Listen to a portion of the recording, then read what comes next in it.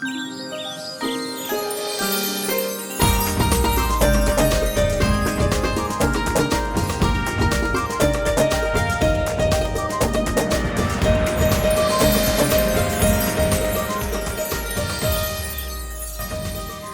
वालेकुम जी, खुश आमदीद कहेंगे आप सबको एक और सुबह में। उम्मीद करते हैं आप लोग खैरियत से होंगे, आपका वीकेंड बहुत ही बेहतरीन गुजरा होगा।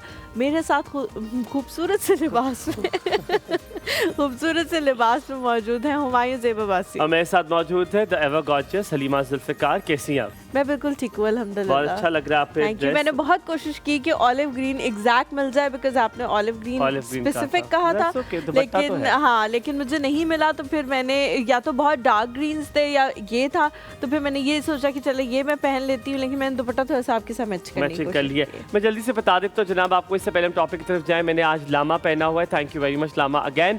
और ये मुझे स्पेसिफिकली जो मैं आपको बताऊँ कि लाइबा और Raza helps me a lot to get my wardrobe set. हम बहुत टाइम लगाते हैं और तकरीबन हम तीन चार घंटे मेरे साथ लगाते हैं। नहीं ये नहीं, ये जूता नहीं, नहीं ये इसके साथ है, ये नहीं। Laiba and Raza, thank you so very much from Lama and Lama, thank you very much. Once I went to Lama to have something for me। मुझे एक जूता उनका बहुत ज़्यादा पसंद था और मैं ऑफिस से क्योंकि जा रही थी लेने के लिए, तो मेरे सारे जितने भी फ्रेंड्स हैं, कलीग्स हैं, उन्होंने कहा चलो जी हम भी चलते हैं, बाद में हम कुछ खा लेंगे। और मैं गई और नाक की सीध में मैं गई, मैंने वहाँ से वो जूता जो है उसका इंतखाब किया और मैं वो लेके जो है काउंटर पे मैंने रखा हुआ और मैं वेट कर रही हूँ। और फिर हम सब वेट कर रहे कि हुमायूं जो है वो कपड़े पहन के ट्राई कर रहा है। और फिर हमने कोई 1.5 घंटा वेट किया। जो एक्चुअल में बंदा गया था वहाँ से कुछ लेने के लिए, मेरे ख्याल से 5 मिनट भी ज़्यादा है। मैं 5 मिनट में मैंने उनका मेरा ये साइज़ है, क्योंकि मुझे पता है कि लामा का मुझे कौन सा साइज़ आता है, मेरा ये साइज़ है, उन्होंने मुझे ला के दिया और आई वॉज रेडी। एंड ये कुछ लेने के लिए नहीं गया था, बट 1.5 घंटा इससे कपड़े ट्राई किए, मुझे ये पसंद है, मुझे ये पसंद है। फिर हमने फाइनली हम एक वार्डरोब पे आए कि ये हुमायूं को पसंद है, और फिर हम वहाँ से निकले।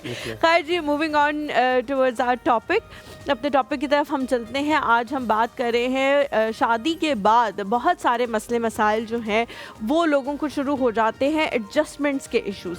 तो हमने जो टॉपिक जिसके बारे में हम बात कर रहे थे वो ज़्यादातर लड़कियों को केटर कर रहा था, लेकिन मैं चाह रही हूँ कि हम दोनों यहाँ पे मौजूद हैं तो दोनों जेंडर्स की बात होनी चाहिए। और मैं जो है वो लड़कों के मसाइल के हवाले से बात करती हूँ, आप लड़कियों के हवाले से बात करें, उनको क्या क्या इश्यूज़ होते हैं एडजस्टमेंट में। तो maybe this is going to be a good thing. तो लड़कों को मुझे लगता है कि बहुत सारे लोग समझते हैं कि लड़कों को कोई इश्यूज़ नहीं होते शादी के बाद। हालांकि मुझे ये अब मेरी पर्सनल राय ये है कि लड़कों को भी बहुत सारे इश्यूज़ होते हैं। एकदम सॉरी टू से आप लड़कियों के बताएं ना। नहीं, मैं लड़कों का बता, हम ऑपोजिट करते हैं ना। This is going to be मेरी शादी नहीं हुई ना फिर भी तुम्हें पता होगा। अच्छा, मुझे लगता है लड़कों को जो मसाइल होते हैं, सबसे पहले जो है वो हर किसी को खुश करना। वो बेचारे एक जद्दोजहद में पड़ जाते हैं कि हमारी बीवी भी ये समझे कि हम उसके साथ बहुत लॉयल हैं, हम उसको टाइम दे रहे हैं, सब कुछ करें। और जो पहले से घर के अफराद मौजूद हैं, जिनके साथ उनकी दोस्ती है, जिनके साथ वो रहते आए हैं, सब कुछ है, उनको भी ये ना लगे कि एकदम से बीवी आई है तो ये बीवी का होके रह गया है। बहुत सारी माएँ, बहुत सारी बहनें ये जो है बाद में कहना उनको शुरू हो जाती हैं। तो वो उनको जो बैलेंस है वो बहुत मुश्किल होता है। हर किसी को टाइम देना, हर किसी के साथ पूरे जो है वो उसके साथ पूरी अपनी फ्रेंडशिप, अपने बॉन्ड को कायम रखना। एक तो मुझे लड़कों का ये बहुत बेचारों का इशू लगता है।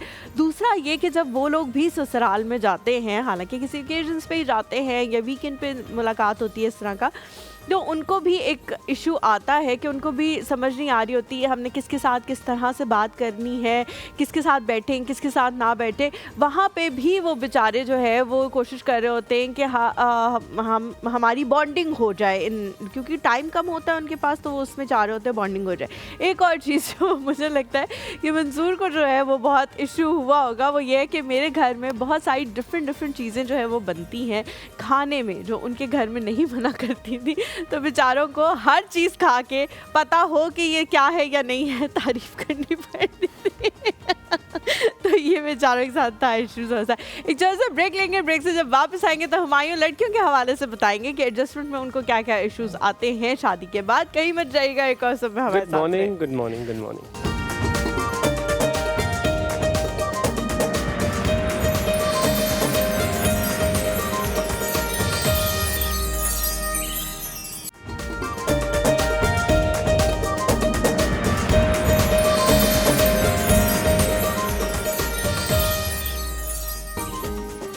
Welcome back to the show. Break से हम वापस आ गए और हुमायूं बताएंगे कि हुमायूं अच्छा जी, हलीमा, आपको व्हेन इट क्या कम्स लगता टू है? वुमेन, आपने जो बात बताई थी उसी का रेसिप्रोकल है। जैसे खवातीन को ज़्यादातर ये होता है कि मेरा शौहर मुझे टाइम नहीं देता, ठीक है। टाइम सबसे बड़ी एक जंग है जो मुझे लगता है कभी ख़त्म नहीं होगी। खवातीन को ज़्यादातर ये लगता है कि उनके शौहर जो है अगर जब वापस आते हैं तो अपनी वालिदा के साथ बैठ जाए। मैं ये नहीं कह रहा गलत सही क्या है, मैं से बता रहा हूँ। वो ये कह रहे हैं कि वालिदा के साथ बैठ जाएंगे तो कहेंगे यार मेरा टाइम कहाँ गया, और 2-3 घंटे करेंगे, और रात के फिर जब 10 बजेंगे 11 बजेंगे जब वो आपसे मिलने के लिए आएंगे तो आप कहेंगे यार व्हाट इज़ द कॉज, अब तो सोना ही है, अब तो कोई बात भी नहीं हो सकती। मतलब उसने भी अपने पूरे दिन का हाल बताना होगा, उसने बताना होगा उसने क्या किया, because that's what you call it a partner, right. आप उसको करते हैं।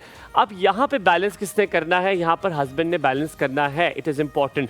और यहाँ पे अगर हस्बैंड नहीं कर पा रहा है तो यहाँ पे पेरेंट्स को जंप इन करना और उन्हें कहना है कि नहीं, मेरा ख्याल है you should go to your wife, हम सुबह बात कर लेंगे, हम तो कल चलते भी, क्योंकि आपने ज़िंदगी भर उसके साथ गुजारी है, now let him start his own life. लेकिन अभी हम देख रहे थे कि 3-4 डिवोर्सेस मैंने इसी दौरान जो वीकेंड गुजरा उसमें मैंने और देख लिए हैं कि लोगों की डिवोर्स हुई है। एक मुझे मेजर रीज़न जो खवातीन में लगता है कि अब इंडिपेंडेंसी इतनी ज़्यादा हो गई है कि आपको लगता है कि if partner is not there तो कोई फ़र्क नहीं पड़ेगा। हम समझौता करने से अब डरने लगे हैं। हमें लगता है समझौता करेंगे तो समझौता कुर्बानी है, और कुर्बानी का मतलब ये है कि फिर दूसरा भी उतनी कुर्बानी दे। ये जो मुकाबला शुरू हो गया है ना, इस मुकाबले में दोनों पिस जाते हैं, क्योंकि वो कहते हैं अगर मैं इतना कर रहा हूँ तो इसको भी इतना करना चाहिए। सो कोई इसमें ये कोई जंग नहीं है जिसमें एक ने इतना करना और एक ने इतना करना है। यस, दोनों ने इनपुट अपना पूरा देना है, दैट इज राइट। पर कितना ज्यादा कितना कम, अगर अच्छा, इस मेजरमेंट में चले जाएंगे तो मसला हो जाएगा। डिफरेंट मुझे लगता है इसका पर्सपेक्टिव जो मुझे मेरी अपनी राय है वो ये है कि शादी कभी भी 50-50 नहीं होती, कभी 80-20 भी होती है, कभी 70-30 भी होती है। और किसी का कभी अच्छा दिन होता है, किसी का हो सकता है उस दिन आपकी बीवी बहुत लो फील कर रही हो तो आपको 80% अटेंड करना पड़ेगा, और कभी वो बहुत अच्छा फील कर रही हो तो बेबी आप 20% से भी सही हो। हम ज़ैनब को भी इंक्लूड करते हैं इस कन्वर्सेशन में। अस्सलाम वालेकुम, कैसी है ज़ैनब? ठीक-ठाक, आप दोनों बताएं। बिल्कुल ठीक, बहुत अच्छा लग रहा है आपका ड्रेस भी और आपका ड्रेस भी। थैंक यू वेरी मच, दोनों के कपड़े। Thank you so much. अच्छा ज़ैनब, क्या समझती हैं ख़वातीन जो है उनको भी बहुत इश्यूज होते हैं, सेटलमेंट की शादी के बाद मर्दों को भी बहुत सारे होते हैं, तो आपको क्या लगता है कि कौन कौन से इश्यूज जो हैं वो सबसे बड़े हैं और उनको टैकल कैसे किया जा सकता है? अच्छा, मैं लाइटर नोट पे बात करूँ तो सबसे ज़्यादा लड़की को जो है ना वॉशरूम शेयरिंग पे इशू होता है। शादी के फौरन बाद जो है वॉशरूम शेयर करना मेरे लिए तो बहुत इशू हुआ था, तो मुझे वो चीज़ याद आ गई। 100% ट्रू, 100% ट्रू। शुरू में तो आप वेट कर रहे होते हो कि कब आप मामा पापा के घर जाओगे और सही तरह से वॉशरूम इस्तेमाल करोगे। बिल्कुल इसीलिए मैंने कहा इसको लाइटर नोट पे लेके अगर मैं जाऊँ तो ये चीज़ होती है। Very true. हाँ, अच्छा, लड़कों की तरफ से मैंने ये चीज़ नोट की जो साथ को वो थी कि अगर हम उसको कहते थे ना, मेरे घर में ये होता है कि खाने की जो अमाउंट है वो मतलब उनको ये होता है कि दिल भर के पेट भर के खाना खाया जाए, तो साथ को हम कहते थे ये खा लो, तो वो थोड़ा सा ऑफेंड हो जाता। तो वो कहता था अपनी मामा को मना कर दिया करो कि मैं खा लूँगा, मुझे जितना लेना है। मतलब उसको एडजस्ट होने पर उसे आहिस्ता आहिस्ता पता लगा कि हमारे घर में आदत है वो लाजमी, अगर आपने खाना डन भी आपका हो गया ना तो आपको कहेंगे कि जी खाना आप खाएं ही खाएं। तो ये चीज़ होती है। मैं आपके दुख में बराबर की शरीक हूँ, ये मैं भी इससे गुजर चुकी हूँ, बिकॉज मेरे बाबा को ना प्लेट में डालने की आदत है, ठीक है। मेरी मामा अगर आपने खाना खत्म कर दिया, आप कह रहे हैं मेरा खत्म हो गया, तो आप मेरे घर आओगे ना तो मेरे बाबा जो है ना कहेंगे बेटे ये बोटी आपने नहीं खाई तो कुछ नहीं खाई, बिल्कुल बिल्कुल ऐसा ही आपकी प्लेट में एक और रख देंगे। तो फिर अगला बंदा जो है ना वो थोड़ा होता है कि यार मैं खा चुका था, मुझे नहीं है, बिल्कुल भी जगह नहीं है, फिर भी ये जो है ना वो पुश कर रहे हैं कि आप थोड़ा और खा लो, थोड़ा that is in my village as well कि आपको बड़ा पुश करते हैं। यहाँ पे थोड़ा सा ब्रेक लेंगे, उससे पहले नहीं, उससे पहले रेसिपी पूछेंगे क्या बना रहे हैं। अच्छा सॉरी, जी आप उससे पहले पूछेंगे क्या बना रहे हैं। दोनों साथ पूछ लें। आज चिकन जिंजर कढ़ाई है वो बना रहे हैं। Oh that's very nice. Ginger is अदरक की कढ़ाई बनेगी आज, कहीं मत जाएगा, देखते रहिए। कौसब आपका बहुत अच्छा कुछ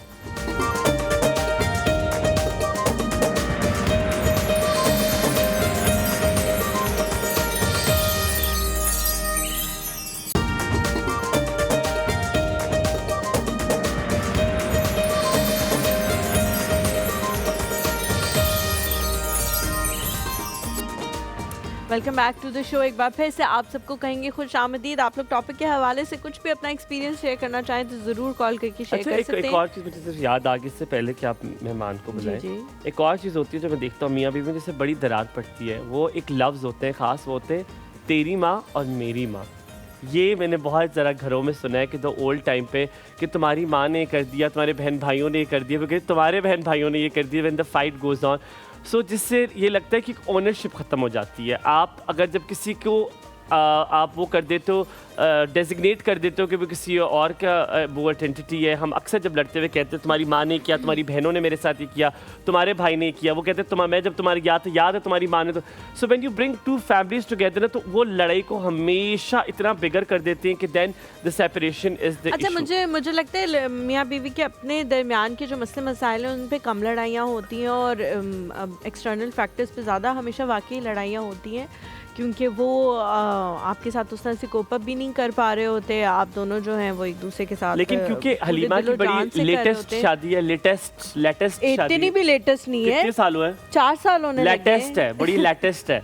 तो ये बड़ी लेटेस्ट शादी है, मेरी शादी हुई भी नहीं है। तो आपने जरूर हमें बताना है कि आपको क्या लगता है कि शादी के बाद मसाइल कौन से वाले होते हैं। And then Zainab also came up with the bathroom thing too, but it turns out to be बहुत छोटी और बहुत टाइनी सी बात है, लेकिन ये इट बिकम्स एन इशू और उससे लड़ाई होते होते होते बहुत एक माउंटेन बन जाती है। लेकिन आपने हमें बताना है कि आपको क्या लगता है कौन कौन से बड़े इश्यूज हैं जिसकी वजह से खुदा ना खास्ता अलहदगी और तलाक तक बात पहुंच जाती है। ठीक है जी, बाथरूम पे नहीं पहुंच सकती मेरा ख्याल। बाथरूम पे नहीं पहुंच सकती, वो एक थोड़ी सी अनकंफर्टेबल टाइम होता है और उसके बाद फिर जाहिर है आप अपने कंफर्ट जोन में आ जाते हैं। यूज किया उसके बाद क्या हालात क्यों उससे हो सकती है डिवोर्स, ये मुझे ये लड़के करते हैं वैसे इस तरह की एक। अच्छा जी, हम आज एजुकेशन के हवाले से बात करेंगे। हम जब भी एजुकेशन के हवाले से बात करते हैं, this is one of the topics जो मेरे और हुमायूं के दिल के बहुत ज़्यादा करीब होता है। हम ज़्यादा से ज़्यादा अपने एजुकेशन सिस्टम में, पाकिस्तान के एजुकेशन सिस्टम में जो भी मसले मसाइल हैं उनको हाईलाइट करने की कोशिश करते हैं और एंड हमारा ये होता है कि हम एक कंक्लूजन पे ज़रूर पहुँचे, एक इस तरह का मशवरा ज़रूर दे के जाएँ कि शायद अगर कोई उस पर अमल करना शुरू कर दे तो ये सारे मसाइल जो है वो हल हो जाएंगे। आज भी हम इसी तरह से एक स्टूडेंट टीचर रिलेशनशिप के हवाले से भी बात करेंगे, प्राइवेट एजुकेशन के हवाले से भी बात करेंगे। इन सब चीज़ों को लेके चलेंगे जिनको हमने दावत दी है इस पे बात करने के लिए। 18 साल का उनका एजुकेशन सेक्टर के साथ एक्सपीरियंस है और उनको यहाँ पे आज 20 It's more than 20, yes. It's more than 20. 18 साल के एक स्कूल से।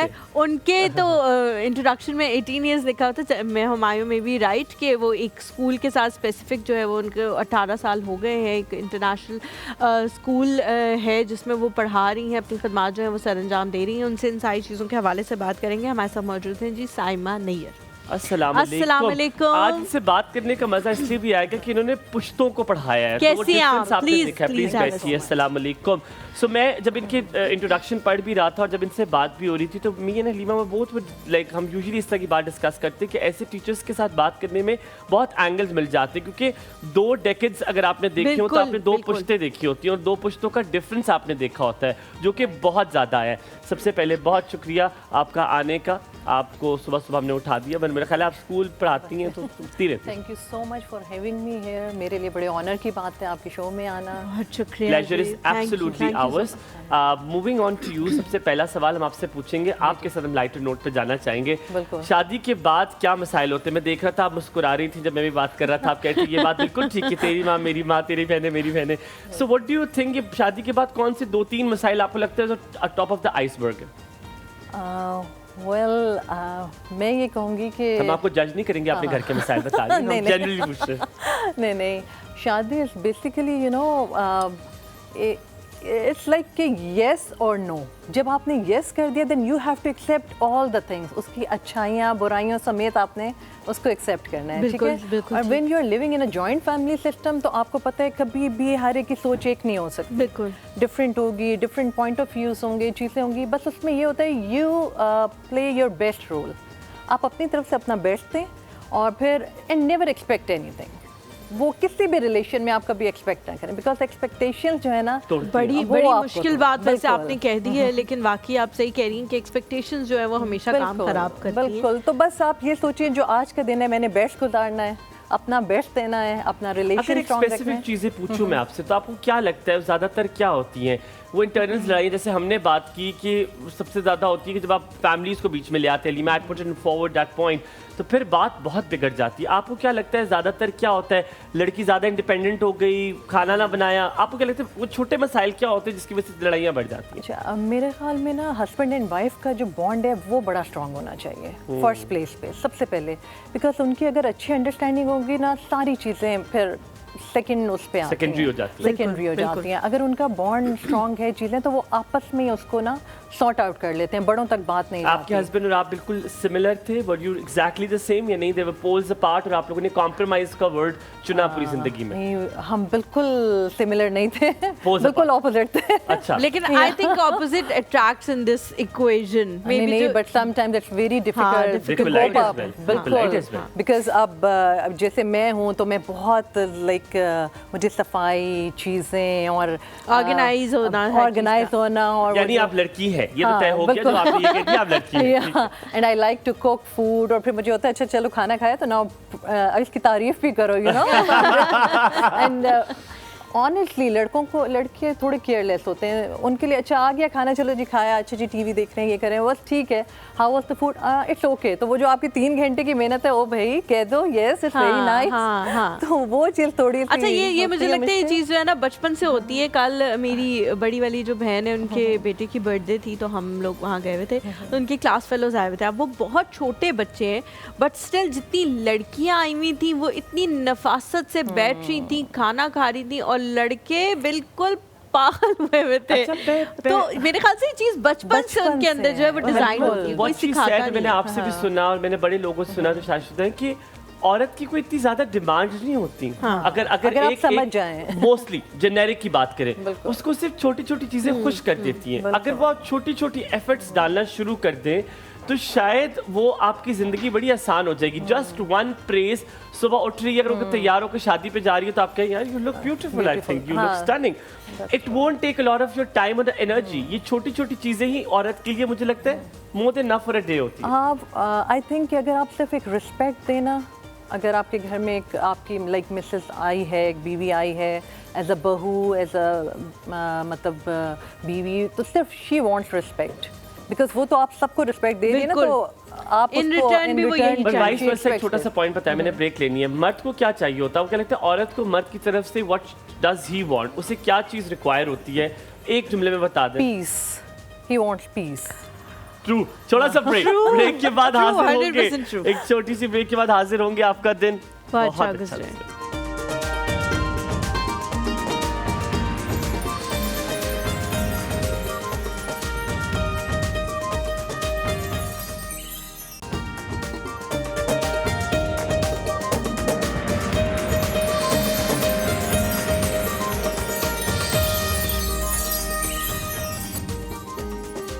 Welcome back after break. आप देख रहे हैं एक और सुबह हुमायूं और हलीमा के साथ, and moving on very swiftly to madam. हम बात कर चुके हैं, जो हमारा टॉपिक था उसके बारे में आप भी बात कर सकते हैं। आपको क्या लगता है कि पोस्ट मैरिज इशूज़ यानी शादी के बाद क्या मसाइल होते हैं, लेकिन ये हमारा टॉपिक है। लेकिन आज जिस मौजू के बारे में मैम से बात करेंगी वो पेरेंटिंग होगा, वो एजुकेशन होगा, वो तालीम और तरबियत, दोनों को अब इसमें चाहेंगे कि हम उस पूरे जामे सवाल उसके बारे में कर सकें। सबसे पहला सवाल मेरा आपसे ये होगा, पेरेंटिंग चेंज हुई है वो आपने देखी है, क्योंकि आप 2 डेकेड से पढ़ा रही हैं। आपने देखा पहले पेरेंटिंग कुछ और होती थी, अचानक से तब्दीली आ गई। आप पहले कहते थे कि जो टीचर कह रहा है, जो बाहर वाला कह रहा है वो ठीक कह रहा है, बच्चे पे आपने नज़र रखनी है। अब आपने बच्चे पे नज़र नहीं रखनी, बच्चे के इर्द गिर्द जो दूसरे लोग हैं, टीचर्स हैं, उन पे नज़र रखनी है, उन पे इल्ज़ाम लगाना है और बच्चे को कुछ नहीं कहना। ये जो तब्दीली आई है, जो शिफ्ट आया है, पैराडाइम शिफ्ट, क्या ये ठीक है? आई मस्ट से कि ये बिल्कुल भी ठीक नहीं है। उसकी वजह ये है कि पहले जो था ना, वो एक टीचर और स्टूडेंट रिलेशन जो था वो बड़ा डिफरेंट था। वो एक बड़ा स्ट्रॉन्ग बॉन्ड बनाते थे, ठीक है, क्योंकि उसमें जो टीचर थी ना, खैर अभी भी जो अच्छी टीचर्स हैं, they always take responsibility, they take every child like their own, you know, कि उनका अपना बच्चा जैसे होता है उस तरह।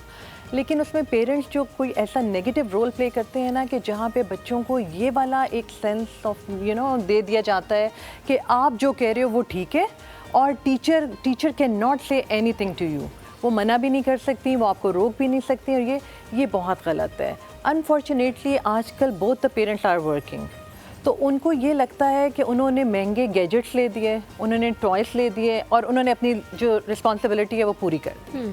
हालांकि ऐसा नहीं है। बच्चे को क्वालिटी टाइम चाहिए, चाहे वो आप 20 मिनट्स का दे दें, चाहे आप उसे बेड टाइम स्टोरी सुना दें, ठीक है। उसमें क्या होता है कि आप कोई मोरल बताते हैं उसे, कि भाई एम्पैथी के बारे में बताते हैं, कोई भी अच्छा शेयरिंग के बारे में बता दें, तो आप बच्चे के साथ एक टाइम स्पेंड करें। बच्चा जो है ना, वो हमेशा सीखता है जो वो देखता है।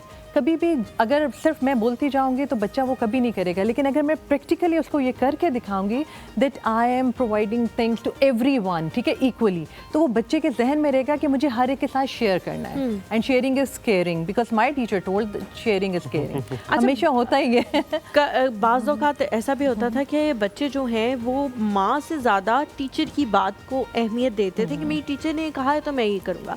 आजकल बहुत ही ज़्यादा कुछ उल्टी ही गंगा बहना शुरू हो गई। कॉलर लेते हैं, उसके बाद मैं सवाल करूँगी। हमारे साथ जो है या मौजूद हैं। अस्सलाम वालेकुम। Good morning all of you. Good morning. Good morning, कैसे आप? आज अल्हम्दुलिल्लाह, आज जो है ना मुझे ये नौजवान जो बैठा हुआ है ना, आज मुझे वो पुरानी फिल्मों के एक जो ओल्ड फिल्में थी ना पाकिस्तानी में शर्ट बाहर होती है वो लग रहे हैं हीरो माशाल्लाह। इनके बड़े रंग है भाई, बड़ा माशाल्लाह, ये हर रूप में अच्छे लगते हैं मेरे भाई। Thank you so much. अच्छा यकीन करें हनीमा, मैं उस दिन जुम्मे की नमाज पढ़ा था तो मैंने दुआ में अचानक आप दोनों मुझे याद आ गए, बिलीव मी। तो मैंने आप लोगों की दुआ भी की, ये बस अल्लाह की तरफ से होता है। हमने इसका मतलब है जिंदगी में कुछ ना कुछ अच्छा जरूर किया होगा कि हम इस तरह लोगों की दुआओं में जो है वो है और उनको याद आ रहा है। नहीं लिटरली ये कोई आपको कोई बेटरिंग वाली बात नहीं है। मैं लिटरली मैं इत्तेफाक से मेरे जहन में आ गया, शायद जिससे अच्छी अटैचमेंट हो जाती है और जो अच्छे लोग होते हैं हमेशा याद आते हैं। अच्छा, coming back to your topic, मैं आपके मेहमान को सलाम करना चाहूँगा। देखिए सबसे बड़ी इंपॉर्टेंट चीज़ है ना, ये सिर्फ ये टीचिंग नहीं, दुनिया का सारा निज़ाम ही तब्दील हो गया कोरोना के बाद, ठीक है। आप चाहे पहले कोई कॉन्सेप्ट नहीं था वर्क फ्रॉम होम वाला, आप ज़्यादातर होम वो भी होने लगा है, ऑनलाइन काम होने लगे, ऑनलाइन पढ़ाई होनी चाहिए। तो इसको अडॉप्ट करते करते ना you have to take some time and you have to understand, चाहे पेरेंट्स हों या टीचर्स हों, टीचर्स की तो सारी ट्रेनिंग होती है लेकिन पेरेंट्स की भी टीचिंग की ज़रूरत है। क्योंकि बच्चे अब बहुत सारे ऑनलाइन जब पढ़ रहे होते हैं तो वो घर में वो माहौल उनका होता नहीं है जो स्कूल का होता है। तो ultimately you have to provide them such a condition कि वो पढ़ सकें। मैं जो समझता हूँ ना कि अगर एज ए पेरेंट तो आपको पहले आपको खुद भी अपनी तरबियत करनी पड़ेगी, क्योंकि जिस नए जमाने के तकाजे हैं ना, जब तक आप कुछ समझ नहीं सकते तो बच्चों के मसाइल आप समझ नहीं सकते। वो जरूरी है समझना, वेदर यू लाइक इट और the system has been change. मेरा जो सवाल है ना आपकी मोहतरम साथ से, ये मेरा सवाल ये, देखिए जो गैप फिर क्रिएट हो रहा है ना जो पेरेंट्स हैं उसका, आप देखिए टीचर्स तो सारे ट्रेन हो जाते हैं, सब कुछ कर लेते हैं, लेकिन जो अंडरस्टैंडिंग ऑफ ट्रेन जो पेरेंट्स हैं, you have to cater them, you have to train the teacher. उसके लिए भी आपको कोशिश करवानी चाहिए कि पेरेंट्स आए और बैठें और अंडरस्टैंड करें ताकि बच्चे जो प्रॉब्लम है वो आपको उनकी आप समझ सकें। सही, थैंक यू जी, thank you so much for calling. बड़ी अच्छी उन्होंने बात की कि पेरेंट्स की भी जो है वो अपब्रिंगिंग होनी चाहिए। खैर मेरा जो सवाल था वो थोड़ा इस चीज़ से रिलेटेड था कि मैं पूछना चाह रही थी कि पहले बच्चे जो हैं वो टीचर की बात को हतमी समझते थे। मेरी टीचर ने मुझे ये कह दिया ये अच्छा नहीं है खाने के लिए, मैं ये नहीं खाऊंगा। घर में आके कभी कभी ये भी कहना शुरू हो जाते थे। रीज़न क्या थी? क्या पेरेंट्स ने उनको ये सिखाया हुआ था कि आपका जो टीचर है वो अल्टीमेट है, वो जो कह रहा है किसी शऊर की बुनियाद पे कह रहा है इसलिए उसकी बात माननी है, या फिर टीचर्स का मयार इतना आला था, इतना बुलंद था कि बच्चे जो है वो उनकी बात मनोअन मान लेते थे?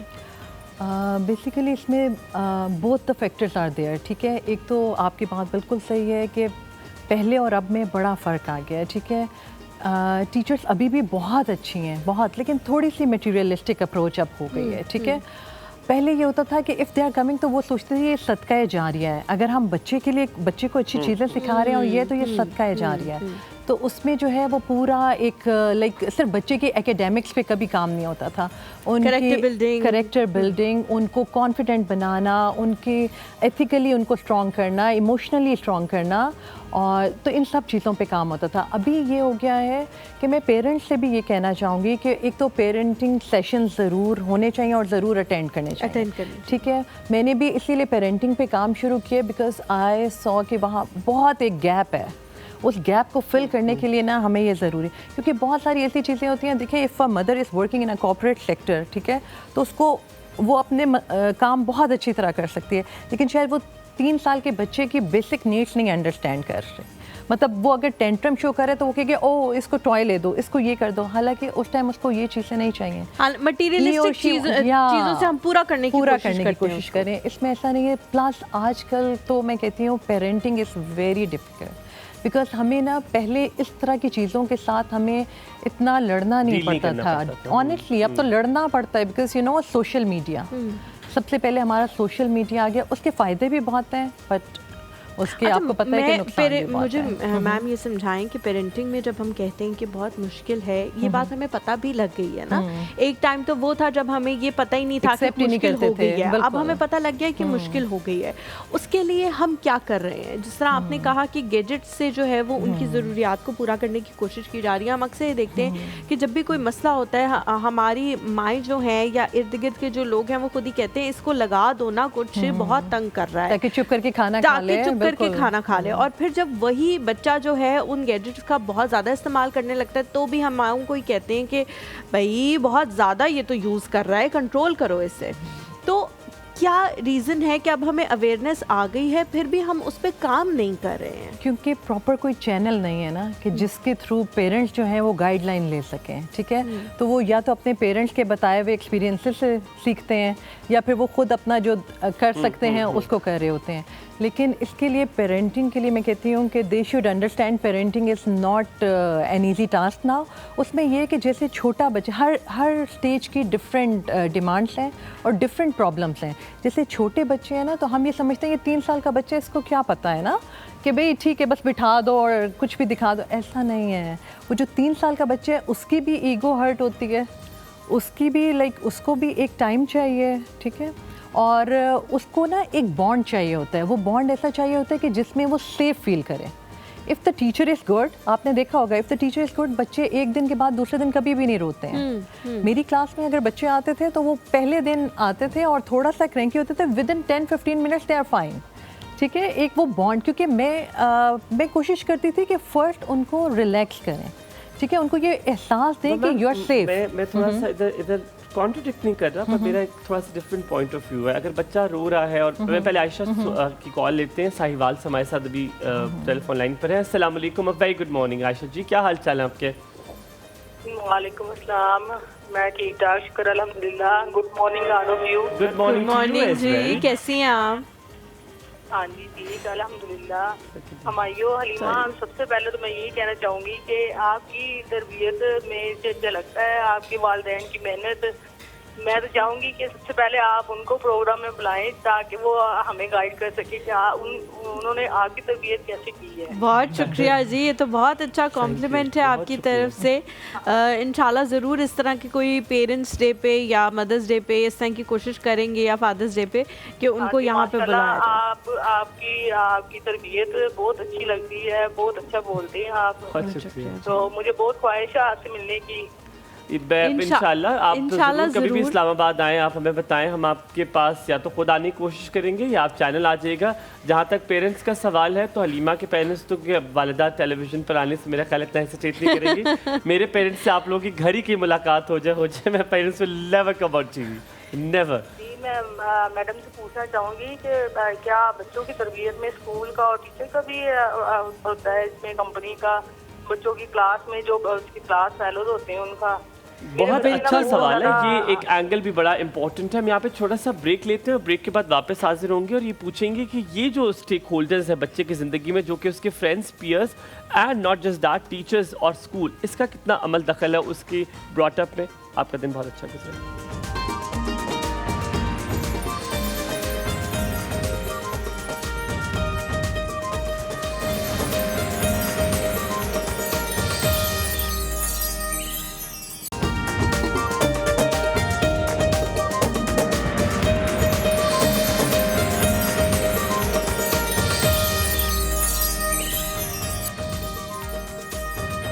Welcome back after break. आप देख रहे हैं एक और सुबह, और अभी आपको एक बड़ी मज़ेदार सी खबर सुनाते हैं जनाब। आपको याद होगा कुछ दिन पहले मैं और हलीमा ये कह रहे थे कि यार प्योर फितरत, हमें याद है लास्ट टाइम भी जो है मैंने हलीमा को बताया था because she was not here कि इन्होंने डिस्काउंट्स दिए थे हमारे नाज़रीन को। मैंने कहा आप कुछ हैं, सो दे हैव हर्ड अस, और उन्होंने सुन लिया हमें। Thank you very much.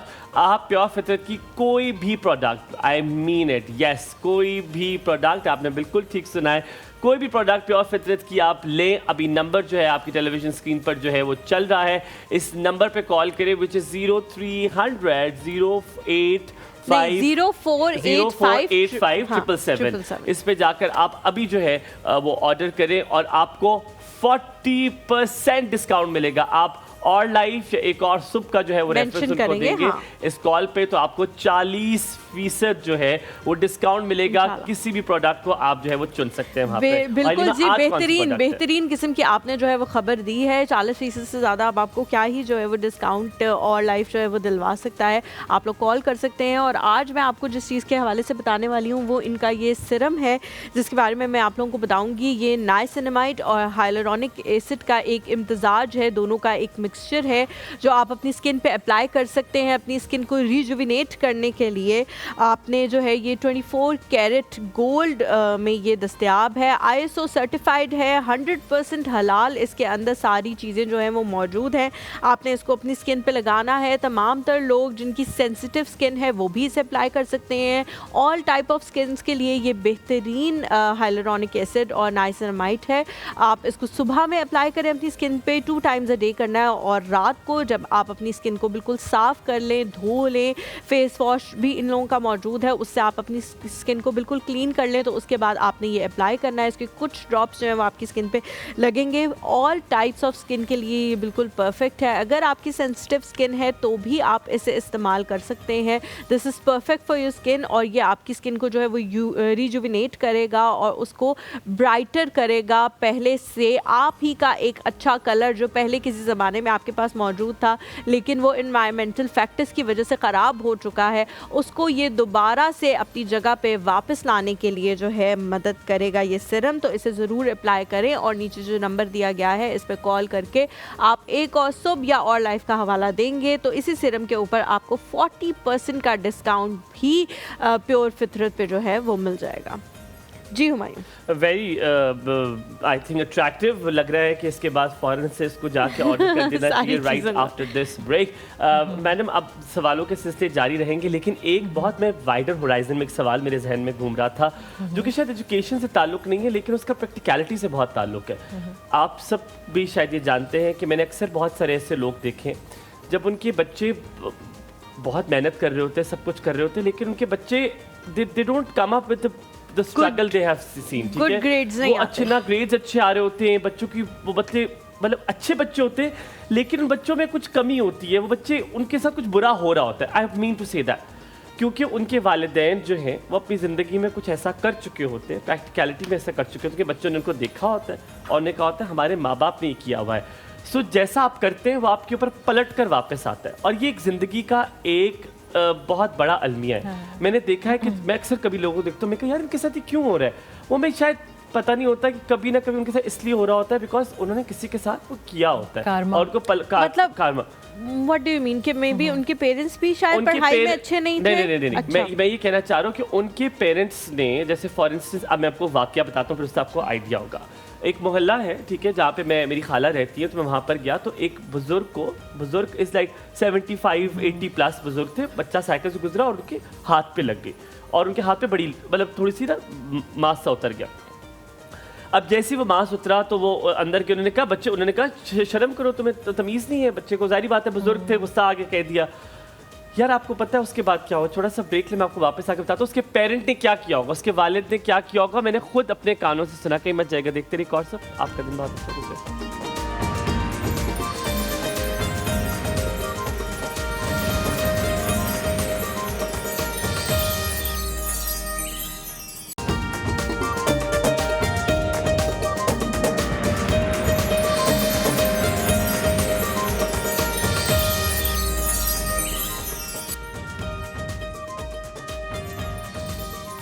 Welcome back after break. जल्दी से बताता हूँ फिर क्या हुआ। तो जब वो बच्चा मार के चला गया तो उसके जाहिर बात है जो बूढ़े अंकल थे उन्होंने उसको मारा। ये मेरे सामने का वाक्य हो रहा है। 4 मिनट गुजरे होंगे, 3 मिनट गुजरे होंगे, मैं अभी घर भी अपनी खाला के लिए घुसा था और वो बंदा आया और उसने दरवाज़ा नॉक करके उन्हें कहा किधर है वो बुड्ढा।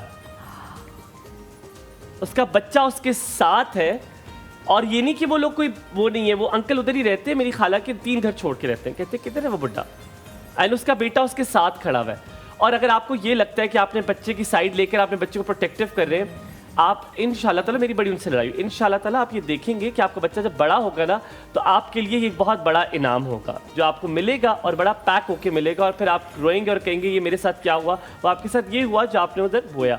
सो जो पेरेंटिंग है, आपको लगता है बताना भी कभी कभी ज़रूरी होता है कि नहीं, आप जो प्रैक्टिकली कर रहे होते हैं अपने बच्चों के सामने, आपके बच्चे वही उसका अमली जामा बनते हैं? बिल्कुल, मैं तो पहले भी ये मेंशन किया कि बच्चे कभी भी उस बात को इतनी जल्दी लर्न नहीं करते जो आप उन्हें सिर्फ मुंह से बता रहे होते हैं, बट जो आप एक्शन करके दिखा रहे होते हैं ना, लाइक अगर आप उनको कहीं बाहर लेके जाते हैं, ठीक है, लेट्स सपोज अगर आप किसी को खाना खिलाते हैं, किसी पुअर पीपल, कुछ कोई भी आप तो बच्चा automatically he is learning that, कि उसको ये समझ आ रही है कि ओके मेरे इस चीज़ में इनका भी हिस्सा है, ठीक है। और जिस तरह आप बच्चों को बताते हैं कि बेटा you can by one toy this time, because कि बहुत सारे ऐसे बच्चे हैं जिनके पास टॉयज़ भी नहीं है, चीज़ें, ये सारी चीज़ें आपको उनको बतानी होती हैं, क्योंकि देखिए ये सिर्फ टॉयज़ तक बात नहीं है, हर एज की डिफरेंट डिमांड्स हैं।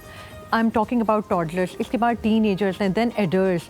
तो आप देखें ये डिमांड्स और ये चीज़ें बढ़ती जाती हैं, चेंज होती जाती हैं, पीयर प्रेशर बढ़ता जाता है, बहुत सारी ऐसी आपको पता है। मेरा is my cousin as well, is a very good friend as well, his name is Billu, तो बिलाल उसका नाम है, बिल्लू कहते हैं। तो मैं बिल्लू के साथ जब भी नाश्ता करता हूँ, कुछ करता हूँ, मैं उससे इतनी चीज़ें सीखता हूँ। उसके पेरेंट्स उसका ब्रॉटअप इतना प्यारा किया हुआ है कि ह्यूमिलिटी मैंने उससे सीखी है। मतलब मैं उसको देखा है कि, और मैं उससे जब भी पूछता हूँ, मैंने कहा तुम्हें क्या ख्वाब है, मैं जब भी बिल्लू से बात करता हूँ तो हम कल इस तरह की बात करते हैं, मैंने उससे कहा तुम्हारा क्या ख्वाब है, तो बिल्लू मुझे कहता है अल्लाह मुझे इतना दे कि मैं इसको देते हुए ना मुझे ये ना लगे मेरे पास कम हो जाएगा, मेरे पास इतना हो इंशाल्लाह, कि मैं किसी को दे लेकिन बहुत सारे लोगों के पास इतना होता है फिर भी उनके पास दिल नहीं होता। तो अल्लाह ताला जिसको भी दे उसको देने वाला दिल भी दे साथ में। बिल्कुल सही जो है, हुमायूं ने इस तरफ इशारा किया कि आप जो करते हैं वही आगे आपके बच्चे में आता है। पिछले दिनों मैं अपनी फ्रेंड के साथ गई हुई थी, तो उसने मुझे ये बात कही कि मैं पिछले दिनों गई हुई थी बाज़ार कुछ ग्रोसरी करने, और एक बंदा था जो बहुत ज़्यादा ग्रोसरी के शॉप पर उठा के जा रहा था। तो उसकी बेटी जो है अभी 2.5 साल की है, 3 साल की मुकम्मल नहीं हुई। तो उसने कहा कि मामा क्या हम इनको ड्रॉप कर सकते हैं इनके घर, क्योंकि उन अंकल को बहुत इशू हो रहा है शॉपर्स उठाने में। तो वो बेचारी वो कहती मैं ना थोड़ा घबरा गई, क्योंकि ज़ाहिर है हम लिफ्ट देते हुए और लड़की ज़ात पाकिस्तान में वो मुश्किल। तो कहती है मुझे, मैं इसको ये नहीं कहना चाहती कि नहीं नहीं हम नहीं कर सकते ड्रॉप।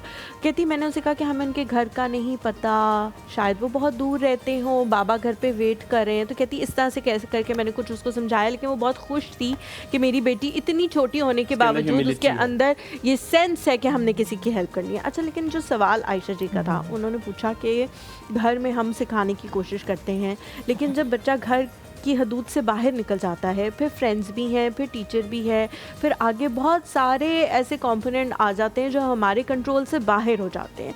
उनके ऊपर जो है वो नज़र कैसे रखी जा सकती है और उनको कैसे समझाया जा सकता है कि आपने किसी के साथ दोस्ती तो करनी है, लेकिन उसकी सोबत का असर आपने उस तरह से नहीं लेना। हम एक छोटा सा ब्रेक लेते हैं, ब्रेक के बाद वापस आएंगे और किसी सवाल के बगैर इसी के जवाब की तरफ जाएंगे। कहीं मिल जाएगा हमारे साथ।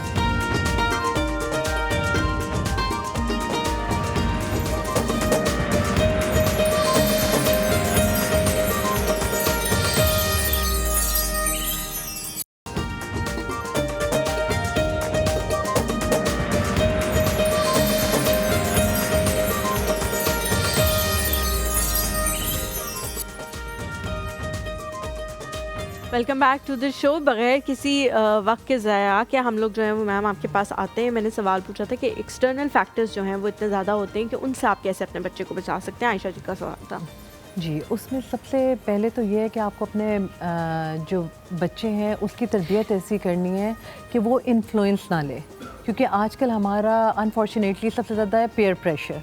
बच्चे बहुत सारी चीज़ें सिर्फ पेयर प्रेशर में आके करना चाहते हैं। फ़ोन भी चाहिए, फलां गैजेट भी चाहिए, PS5 भी चाहिए कि मेरा दोस्त ऑनलाइन खेलता है मुझे भी खेलना है, ठीक।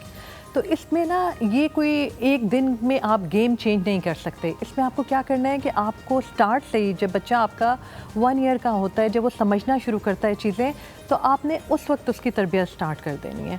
आपने उसको बताना है कि क्या चीज़ जो मामा बाबा आपको चीज़ें लेकर देते हैं, ठीक है, that should be enough for you, ठीक है, और आप उसमें खुश रहना सीखें, ठीक है। बहुत सारी चीज़ें ऐसी होती हैं बच्चा देखता है और मांगता है, और आप उसको लॉजिकली बताएं कि बेटा अभी आपकी एज के लिए इनअप्रोप्रिएट है, जब आप बड़े होंगे हम ये ले लेंगे, इसके बाद हम ये। बच्चों के साथ कभी भी ज़बरदस्ती ना करें। उनको हमेशा हम ये समझते हैं बस बच्चे को डांट दिया या बाबा सख्त है मामा सख्त हैं, किसी एक का डर डाला और बच्चे को बिठा दिया, उससे क्या होता है बच्चे की पर्सनैलिटी ख़राब। वो अपने फ्रेंड्स के साथ वो काम करेगा जो वो आपको नहीं बताएगा। तो उसमें सबसे बेसिकली आजकल तो सबसे पहली ज़रूरत है कि बच्चे को दोस्त बनाएं। चाहे वो स्ट्रिक्ट से स्ट्रिक्ट फादर है, चाहे वो स्ट्रिक्ट से स्ट्रिक्ट ये ना कि बाबा आ रहे हैं मैं बाबा को ये बता दूंगी। बिल्कुल ऐसा नहीं करें, क्योंकि वो पता है आजकल बच्चों के लिए। और दूसरी बात, सोशल मीडिया जिस किस्म का आजकल है, आपने देखा है बच्चे बहुत सारे डिप्रेशन में जा रहे हैं, क्योंकि वो कोई ऐसी चीज़ें आपको पता है आजकल लिंक चीज़ें इस तरह हो गई हैं कि जो बच्चे नहीं हैंडल कर पा रहे, तो उसमें लोग उनको ब्लैकमेल भी करते हैं, बहुत सारी चीज़ें होती हैं। और उसका ये आप है तो डरा रही हैं। नहीं, डरा I am telling you the रहे हैं। ट्रूथ। जो आजकल हो रहा है, मैं उसमें बच्चे क्या करते हैं, सुइसाइड की तरफ जाते हैं, उसमें बच्चे डिप्रेशन की तरफ जाते हैं, पढ़ाई से बिल्कुल ऑफ हो जाते हैं। They don't want to go outside, वो डार्क में रहना चाहते हैं, ठीक है। और पेरेंट्स समझते हैं हाय बच्चे को कुछ हो गया है, बच्चे ने बोलना कम कर दिया, तो अपने बच्चे को समझें। मैडम सबसे जो प्राइमरी चीज़ है वो उसके बारे में बात करूंगा, लेकिन एहसन भाई हमारे साथ मौजूद है। अस्सलाम वालेकुम एहसन भाई, a very good morning to you. वालेकुम सलाम, बहुत शुक्रिया। और मुझे बड़ी खुशी हुई माशाल्लाह, आज आपने तालीम जैसे अहम शोबे के मुतालिक एक बहुत अच्छा प्रोग्राम किया और उसमें तालीम के मुख्तलिफ सेक्शन के हवाले से बहुत कारामद गुफ्तगू हो रही है। मैं अपनी बात करने से पहले एक बात ये भी कहूँगा कि आइंदा एक प्रोग्राम जो हमारे यहाँ लोग नौजवान तालीम हासिल करने के बाद फ़ौरन जॉब के लिए जाते हैं, जॉब के लिए क्या क्या चीजें जरूरी है, इस हवाले से भी एक प्रोग्राम कीजिएगा आप कभी। जरूर, मैं जरूर। तालीम के हवाले जी मैं तालीम के हवाले से कहना चाहूँगा। देखें, एक तो मैडम तशरीफ रखती है माशाल्लाह, बहुत इनका एक्सपीरियंस है। तालीम तो दरगाहों से मिलती है, तरबियत जो होती है वो वालिदैन में, लेकिन उसके साथ एक नॉलेज भी होती है जिसमें मैनर्स वगैरह, एटिकेट, कैसे जॉब का इंटरव्यू देना है, कैसे जॉब को चलाना है, कॉन्फिडेंस गेन करना है, वो तमाम चीज़ें मिलकर पर्सनैलिटी बनती है। लेकिन मेरा सवाल ये है कि कराची में हमारे टीचर मशहूर थे कि वो नालायक से नालायक बच्चे के अंदर पता नहीं क्या करते थे कि उसके अंदर एक ऐसा शौक, एक स्पार्क, एक तड़प पैदा हो जाती थी और वो पढ़ने का दीवाना बन जाता था। तो मैं आज यही सवाल कर रहा हूँ कि हम अपने बच्चों में, तालिब इल्मों में, चाहे वो स्कूल, कॉलेज हो, यूनिवर्सिटी लेवल पे हो, क्या ऐसा कर सकते हैं माँ बाप, वालिदैन, पेरेंट्स, उस्ताद, टीचर, सोसाइटी के, वो खुद ब खुद उनके अंदर एक शौक पैदा हो, अपनी जहनी सलाहियतों को इस तरफ डाइवर्ट कर लें। इस हवाले से जरूर रहनुमाई करें। Thank you. बहुत शुक्रिया जी, thank you so much, thank you so सलामत मच। रहें। मैडम मैंने आपसे ये एहसन भाई के सवाल के साथ ही मैं एक सवाल आपसे पूछ लूँ। ये एक बहुत बड़ा सवाल है, पर मैं आपसे सिर्फ एक लाइन में पूछूंगा। मुझे बताएं, जब आपका बच्चा बड़ा होता है, 3 साढ़े 3 साल का होता है, अच्छा स्कूल क्या होता है? आपने बच्चे का जब स्कूल ढूंढना है तो आपने क्या देखना है? वहाँ पे अंग्रेज़ी अच्छी हो, स्कूल का नाम बहुत बड़ा हो, स्कूल बहुत मशहूर हो, बड़े लोगों के बच्चे वहाँ पढ़ते हों। अच्छा स्कूल होता क्या है? बेसिकली आजकल स्कूल को बिज़नेस बना लिया गया है, ठीक है ना, तो वो हमारे लिए बड़ी बदकिस्मती की बात है। लेकिन मेरे ख़्याल में अगर आप 3 साल का बच्चा स्कूल लेकर जा रहे हैं तो सबसे पहले आपने टीचर को देखना है, because teacher is the role model at that time. अगर वो टीचर खुद एक स्टेबल, एक अच्छी पर्सनालिटी होगी, पॉजिटिव होगी, तो बिलीव यू मी, आपको अपने बच्चे पे मेहनत करने की ज़रूरत ही नहीं है। Because play group is the class कि जहाँ पे बच्चे की बेस बननी है, क्योंकि वहाँ इतनी एकेडमिक्स तो है नहीं, ठीक है। आपने फोनिक्स चीज़ें ये करनी है ना, नंबर्स कर लिए, फोनिक्स कर लिए, बेसिक चीज़ें हैं, उसमें कोई ऐसी राइटिंग या कुछ इस तरह, उसमें आपकी पर्सनैलिटी ग्रूमिंग है। उस टाइम पे if there is a good teacher ना, उस टीचर ने आपको सिर्फ ये कह देना ना, सिर्फ पॉजिटिव होगी टीचर, वो सिर्फ ये कहेगी कि यू कैन डू इट। वो बच्चा उस चीज़ को ऐसे लेता है कि वो किसी चीज़ में भी फिर वो पीछे नहीं रहता। ये भी देखना ज़रूरी होता है इसी सवाल के साथ, मुझे बताएं कि आपका बच्चा किसके साथ पढ़ रहा है, उसके दोस्तों पे नज़र रखना ज़रूरी होता है? बहुत ज़रूरी होता है। तो ये कैसे रख सकते हैं? बच्चे तो इंटरवीन करने नहीं देते, कहते हैं मामा आप हम पे ट्रस्ट नहीं करते। ये लफ्ज़ इतना मोटा और इतना बुरा है ना कि आप इस पे चुप हो जाते हैं। मैं उसमें एक बात कहना ये चाहूँगी कि मैं वही वाली बात है कि पेरेंट्स को बच्चों का दोस्त बनना चाहिए, ठीक है, और उसके साथ ऐसी या तो प्ले डेट्स रखें, ठीक है, अपने घर बच्चों को बुलाएं। आपको पता चलता है कि मेरा बच्चा किस बच्चे के साथ है, उसकी क्या थिंकिंग है, उसका क्या टॉकिंग स्टाइल है और क्या चीज़ें, आपको बहुत हेल्प मिलती है इससे। फिर आपका उनके पेरेंट्स के साथ भी इंटरेक्शन होता है। सो यू नो, आजकल हम सिर्फ, पहले हम लोग जैसे थे ना, हम सिर्फ स्कूल चले गए क्योंकि हमारी बहुत स्ट्रॉन्ग तरबियत थी। आजकल अनफॉर्चुनेटली पेरेंट्स के पास टाइम बहुत कम है। अटैकर्स भी नहीं थे, डिजिटल अच्छा, मीडिया बिल्कुल, और ये चीज़ मुझे बिल्कुल लगता है टाइम तो शायद है, मैं क्वांटिटी पे बिलीव नहीं करती, क्वालिटी पे करती हूँ बिलीव, कि आप थोड़ा टाइम दें, लेकिन वो भी Quality ऐसा वाला होना भी, चाहिए बिल्कुल। कि ये नहीं कि आप पूरा दिन गुजार रहे हैं और आपको पता ही नहीं है कि आपका बच्चा किधर है और आप भी फ़ोन लेके पड़े हुए हैं, वो भी फ़ोन लेके कहीं पड़ा हुआ है अलग जगह पे, तो उसका कोई फ़ायदा नहीं होने वाला। क्वालिटी होनी चाहिए। मुझे ये बताएं कि बहुत सारे लोग जो है ना वो ये कहते हैं कि जी जब हम टीचर को कैसे देखें, मे बी पर्सनालिटी में तो वो बहुत अच्छी हो, सॉफ्ट स्पोकन भी हो, उनमें हर चीज़ हो, लेकिन स्कूल की तरफ से उनको ये दी जाती हैं इंस्ट्रक्शंस कि बच्चा और बच्चे के माँ बाप जो हैं वो यहाँ से नाराज़ नहीं जाने चाहिए, क्योंकि 30,000 40,000 इसकी फ़ीस है जो हमें उनसे हर हाल में चाहिए ही चाहिए हर महीने। तो इसलिए आपने उनको गुड की रिपोर्ट देनी है, हर चीज़ में आपका बच्चा एक्सीलेंट, ये आता है, ये तो यहाँ पे सारी दुनिया फतह करने के लिए यही पैदा हुआ है। टीचर्स के ऊपर भी ये प्रेशर होता है कि बच्चा चाहे नालायक, निकम्मा, निखट्टू है, लेकिन माँ बाप को आपने ये रिपोर्ट देनी। उसमें टीचर किस तरह से अपना रोल प्ले कर सकती है बच्चे की अपब्रिंगिंग में? देखिए, मैंने तो बहुत अच्छे स्कूल में आई सर्व फॉर मेनी ईयर्स, और मैं उसमें कहूँगी हमारी तो प्रॉपर टीचर ट्रेनिंग्स और ये सब कुछ होता रहा, ठीक है।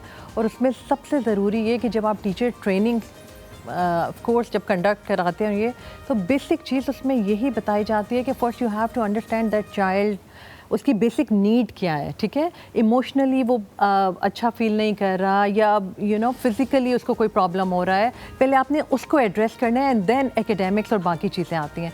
तो मेरे ख़्याल में ये वाला प्रेशर नहीं होना चाहिए। अगर किसी स्कूल्स में है तो ये वाला प्रेशर ख़त्म करें, इफ़ यू वांट कि टीचर्स अपना 100% दे सकें, बिकॉज़ हर बच्चा डिफरेंट है, हर इंडिविजुअल डिफरेंट है, और हर बच्चे को समझने के लिए और उसके लिए टीचर को ना कभी फर्म भी होना पड़ता है, कभी बहुत पोलाइट होना पड़ता है, बट टीचर का एक रोल ऐसा है कि पेरेंट्स को भी उसको अंडरस्टैंड करना, अलाइनमेंट भी होनी चाहिए, पेरेंट्स को अलाइन करना चाहिए। हम थोड़ा सा ब्रेक लेते हैं, ब्रेक के वापस आ जाना कहीं मत जाएगा। देखते रहिए एक और सुबह, आपका दिन बहुत अच्छा गुजरे।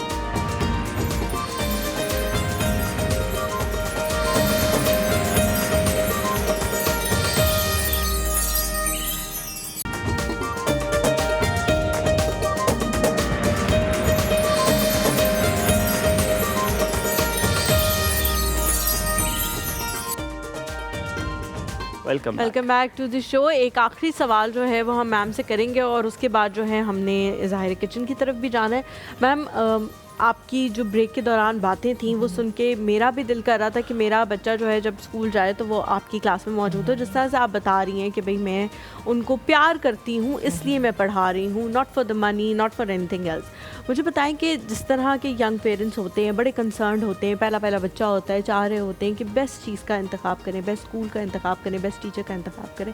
आपने जब भी किसी इंस्टीट्यूट में जाना है तो आपने किस चीज़ को मद्देनज़र रखना है? जब भी टीचर से मुलाकात करनी है आपने किस चीज़ को मद्देनज़र रखना है, ताकि फिर अब तो कहा जाता है कि आपने कॉलेज में, यूनिवर्सिटी में इतने पैसे नहीं देने जितने आपने प्री स्कूल में लगा देने, क्योंकि वहाँ से बच्चा जो है वो शेप अप हो जाएगा। तो किन किन चीज़ों को, फैक्टर्स को आप जो है वो अपनी लिस्ट में लिख लें और उनको मार्क करें जब आप स्कूल का इंतखाब करें, ताकि आपका बच्चा जो है वो आगे चल पड़े? बहुत अच्छा क्वेश्चन किया आपने, बिकॉज प्री स्कूल एक ऐसी जगह है जहाँ बच्चे की बेस बनती है और बच्चे की पर्सनालिटी, ग्रूमिंग, सब कुछ जो है वो प्री स्कूल में होती है। तो उसमें मैं ये कहूँगी कि पेरेंट्स जब भी जाएं और टीचर को देखें, सबसे बेसिक चीज़ ये होनी चाहिए कि teacher should be discipline herself, कि आपको टीचर को देख के आइडिया हो जाता है कि वो कितनी डिसिप्लिन है। She should be soft spoken और प्लस क्रिटिकल थिंकिंग ज़रूर होनी चाहिए। और क्योंकि ये सारी चीज़ें अगर एक उसमें पर्सन में होंगी तो आई थिंक कि वो एक अच्छी टीचर हो सकती है, अच्छा पढ़ा सकती है, अच्छा सिखा सकती है। और सबसे बड़ी बात मैं ये कहूँगी कि आपको देखकर आइडिया हो जाता है कि किस में पॉजिटिविटी है, एक वाइब्स आना शुरू हो जाती हैं, पॉजिटिव वाइब, नेगेटिव वाइब, और बच्चे तो एक सेकंड में पहचान लेते हैं। सो अपने बच्चे को छोड़ें थोड़ी देर के लिए। If your child is satisfied, या एक बात भी वो अच्छी करता है टीचर के बारे में या एनवायरनमेंट के बारे में, तो आप समझ जाएं कि आपका बच्चा यहाँ पे सेट मैंने एक लास्ट सवाल पूछता है, अगर इससे पहले मैं, मुझे जल्दी से बताइएगा ये बात कि ये जो रूटीन है हमारी बच्चों की, ये जो हमने इतनी कंजस्टेड कर दी है, बच्चा स्कूल से आएगा, कायदा वाला आ जाएगा, उसके बाद ट्यूशन चला जाएगा, उसके बाद वो कोई आप उस स्पोर्ट को उसे ज़बरदस्ती डालेंगे ताकि मेरा बच्चा दुनिया की हर फतह करे जंग। आप वो जो एक रूटीन उसकी बना दी जिसमें उसको सांस लेने का टाइम नहीं मिलता, क्या ये ठीक है? या एक बिकॉज इस टाइम पर इतना बच्चों को करेंगे, सब चीज़ें सिखाएंगे तभी बच्चा आगे बढ़ेगा, या नहीं ब्रीदर ज़रूरी है? एक्चुअली आजकल इतना कंपटीशन है कि पेरेंट्स उस प्रेशर में आए हुए हैं। लेकिन मैं फिर यही बात कहूँगी कि आप सोशल प्रेशर, पेयर प्रेशर, इन चीज़ों से निकलें। आप अपने बच्चे को समझें, क्योंकि हर बच्चा जो है वो डिफरेंट है। कोई बच्चा है जो 10 चीज़ें भी आप उस पर डालेंगे ना तो he can cope up with that, बिल्कुल। और कुछ बच्चे ऐसे हैं कि वो 1-2 चीज़ों में ही वो प्रॉपर उन्हीं को टाइम नहीं दे पाएंगे। तो अगर आप उसमें स्पोर्ट्स भी डाल रहे हैं, आप उसमें एक्स्ट्रा ट्यूशन्स भी डाल रहे हैं, तो वो बच्चे के लिए मुश्किल हो जाएगा। सबसे पहले बच्चे को समझें, उसकी एक ईजी रूटीन बनाएं। जब वो उस ईजी रूटीन में सेटल है, स्कूल से आता है, उसके बाद ठीक है सिपारा ज़ाहिर है बहुत ज़रूरी है, ठीक है आपने मौलवी साहब का वो कर दिया, वो हो गया। उसके बाद उसको थोड़ी ब्रेक दें, ताकि वो जो स्कूल की उसकी सारी थकावट है, चीज़ें, थोड़ा उसके मेंटल उसको रेस्ट रिलैक्सेशन मिले। और उसके बाद जो है आप उसको बेशक ट्यूशन के लिए या आप खुद उसको उसके साथ बैठें और थोड़ा सा उसको। अभी हम जाके किचन में बैठते हैं मेरा ख्याल है, और हमारे साथ अदना भी हैं लाहौर से। आप आ जाएं। आज अदनान है जी लाहौर से। अस्सलाम वालेकुम अदनान जी, क्या हाल चाल है? Very good morning. हेलो जी, अस्सलाम वालेकुम अदनान भाई, क्या हाल चाल है? I think he can't hear me. अस्सलाम वालेकुम अदनान भाई, कॉल ड्रॉप हो चुकी है।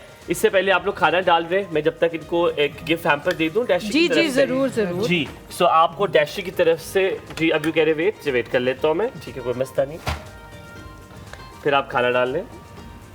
खाना डल रहा है जी, ज़बरदस्त किस्म का। और ये अच्छा चिकन जिंजर था ना? जी चिकन जिंजर जो है वो था। ज़ैनब इसके घना ऊपर घना जो सा है सालन है वो, हाँ बहुत अच्छा ग्रेवी बनी हुई है। घना घना सा ना, और ये बड़ा अच्छा प्याज और I have to टमाटर give the दोनों gift. जाते हैं। All right. अच्छा, ठीक So, है। all right. So, ये डैशी की तरफ से आपको गिफ्ट हैम्पर मिल रहा है। मैं सिर्फ नजर डाल उसमें कहते हैं तो कुछ है। ओके, जैशी की तरफ से जो भी गिफ्ट हैम्पर होता है उसके अंदर सारी नाश्ते की और इस किस्म की चीज़ें जो है वो वो मौजूद सारी मौजूद हैं। होती है। इसमें आपको बहुत सारी चीज़ें मिलेंगी। इसमें आपको फिश क्रैकर्स भी हैं, इसमें ग्रीन रायता के पैकेट्स भी पड़े हुए हैं, इसमें एंटायर ब्रेकफास्ट और सब कुछ आपका रेडी है। आप you so much. डैशी को थैंक यू बोल सकती हैं। वालों को पता होना बहुत चाहिए। शुक्रिया डैशी आप लोगों का कि आप लोगों ने ये गिफ्ट हैम्पर मेरे लिए रखा। Thank you so much. जी, अब मूविंग ऑन। जी ज़ैनब रेसिपी बता दूं यहाँ पे? रेसिपी आप ठीक है। बता दें। चिकन जिंजर कढ़ाई के लिए जो मैंने मक्खन है वो अनसॉल्टेड यूज़ किया है, 1 कप आप ले लें। और अदरक जो है वो चॉप की हुई या जूलियन कटिंग में आप इसको ऐड कर सकते हैं। आधा कप इसकी मिकदार ज़्यादा जाएगी, इसमें जो गार्लिक है वो नहीं जाएगा। चिकन 1 किलो जाएगी, प्याज 4 अदद जाएगी, टमाटर 6 अदद जाएगा, धड़ा मिर्च जो है 1 चाय का चम्मच, नमक जो है हस्बे जायका। इसकी जगह आप जो है डैशी का चिकन पाउडर भी यूज़ कर सकते हैं।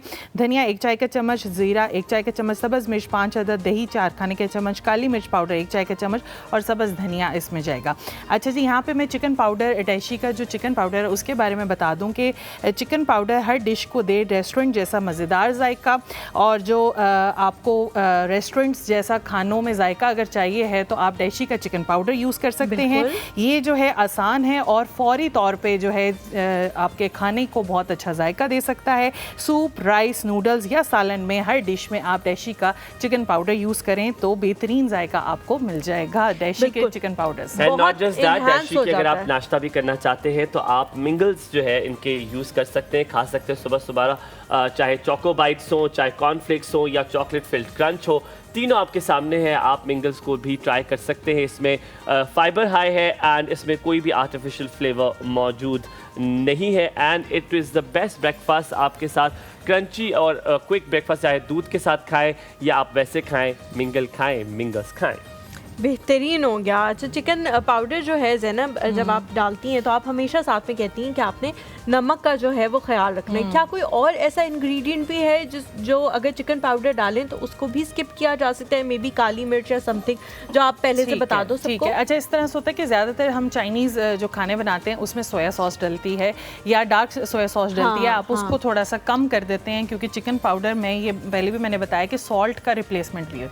अगर आपने सॉल्ट नहीं ऐड करना तो आप चिकन पाउडर भी डैशी का यूज़ कर सकते हैं। तो ये एक चीज़ है जो आप ठीक है। ज़ैनब, बहुत सारे लोग कहते हैं कि जब हम ग्रेवी बनाते हैं इस तरह की चीज़ों में तो हम जब उसको फ्लेम पे रख के पका रहे होते हैं तो वो ग्रेवी जो है वो चूस लेता है चिकन और ग्रेवी ख़त्म हो जाती है उसके अंदर से। तो आपकी बहुत ज़्यादा अच्छी ग्रेवी ज़्यादा बनी हुई है, कैसे आपने बनाया? अच्छा, इसमें एक सबसे जो प्रोसीजर है जो मैं बता दूं कि मक्खन के अंदर मैंने जिंजर को और चिकन को पहले पकाया है। पहले चिकन का पानी मैंने ड्राई किया है, उसके बाद मैंने वो चिकन निकाली और उसी में थोड़ा सा ऑयल डाला, वो जो मक्खन बच गया था। और उसके अंदर मैंने प्याज का पेस्ट, टमाटर का पेस्ट ये डाल के मैंने पहले टमाटर का पानी ड्राई कर लिया, ताकि जब चिकन में दोबारा डालूं तो वो ड्राई सा ना हो जाए। ये जिस तरह आपको थिक नज़र आ रहा है मसाला, इस तरह नज़र है। ठीक हो, ठीक हो। अच्छा, ये जो चिकन जिंजर है, इसको आप, मेरा वैसे एक सादा सवाल है, क्या चिकन गार्लिक भी हो सकता है? उसमें गार्लिक भी डाला जा सकता है? बिल्कुल डाल सकते हैं, लेकिन आज जो है मैंने इसमें गार्लिक नहीं ऐड किया, सिर्फ जिंजर ऐड किया है। क्यों? तो क्या फर्क पड़ जाएगा उससे? इससे ये होगा कि इसका आप जब टेस्ट करेंगे तो बिल्कुल आपको अदरक का टेस्ट आएगा, आपको लहसुन का टेस्ट नहीं आएगा। और इसमें बहुत अमाउंट में जिंजर जाती है। ठीक है, हमारे साथ सिमाब है जी। अस्सलाम वालेकुम, very good morning Simab ji, क्या हाल चाल आपके? यही कहूँगी। वालेकुम अस्सलाम, very good morning to you also. Thank मैं you. अल्हम्दुलिल्लाह ठीक हूँ, आप कैसे हैं प्यारे लोगों? Very well, thank you very much for asking. बिल्कुल ठीक ठाक है जी, क्या कहेंगी? जी बस आप लोगों से बात करनी थी, बहुत दिन हुए बात नहीं हुई थी। बिल्कुल ठीक कह रही हैं आपने, बहुत दिन के बाद कॉल किए। खैरियत थी? सब घर में सब सही था? आप कॉल क्यों नहीं कर रही थी?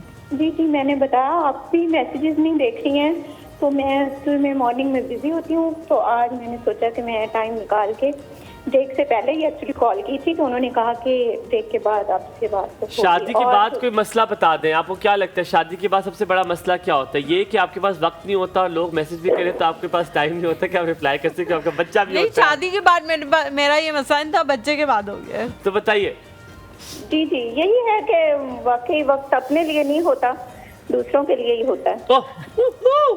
ये पीछे से इम्तियाज़ भी पीसीआर से कह रहे हैं कि कल मुझे अंदाज़ा हो गया था आपकी मसरूफियत का, क्योंकि इम्तियाज़ ने मुझे 3 घंटे कॉल की और मैं ना मिल सकी। फिर उसके बाद इम्तियाज़ ने मंसूर को कॉल करके कहा कि खुदा का वास्ता होने कहेंगे फ़ोन उठा ले, मुझे कॉल बैक कर ले।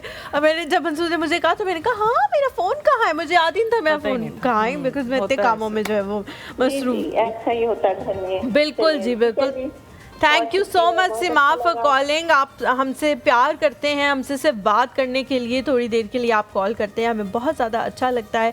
मैं बहुत माज़रत खा हूँ, मुझे भूल गया था आपका मैसेज का रिप्लाई करना। मैं अभी आपको मैसेज का रिप्लाई कर देती हूँ शो के बाद। इंशाल्लाह जी कल आप लोगों से मुलाकात होगी और कल जब हम आएंगे तो हम आशूब चश्म के हवाले से बात करेंगे।